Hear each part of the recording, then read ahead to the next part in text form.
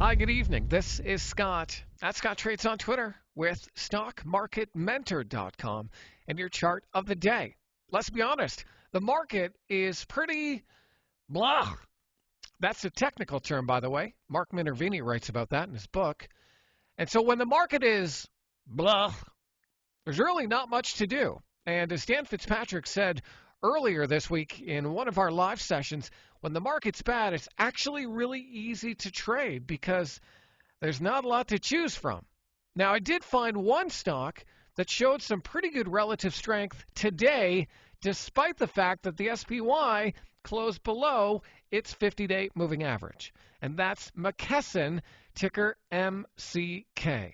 As you can see, McKesson has been in a pretty strong uptrend for the most part, holding around its 50-day moving average here throughout the month of July. And then we got a nice little breakout here in August. So the market was rallying, and this stock rallied and made new highs. Now, at StockMarketMentor.com, we always talk about paying attention to stocks that are near their highs when the market is near its lows, because that's a signal of pretty good relative strength and potentially future leadership. And so we're seeing that today with McKesson, where the market was down on the day, but McKesson closed near the highs. Not only that, it's getting pretty clear support right around that 21-day exponential period moving average.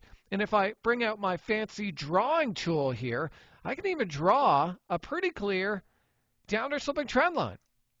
And so we have a stock that's in a pretty strong uptrend, in a bad market, and near the highs. And so I think McKesson is definitely a stock that we need to pay attention to.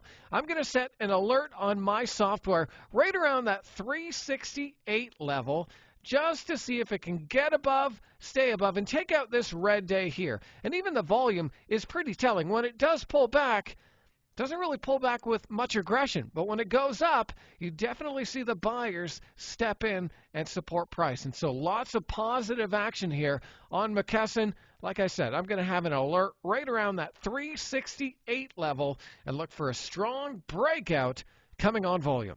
So I hope that video is helpful. I hope this idea is helpful. I know I'm going to add it to my watch list. Might be worth taking a look at as well if it fits your style. So I hope that video is helpful. Hey, give me a follow on Twitter if you don't already, at Scott Trades. And you should definitely check out what we're up to over at StockMarketMentor.com.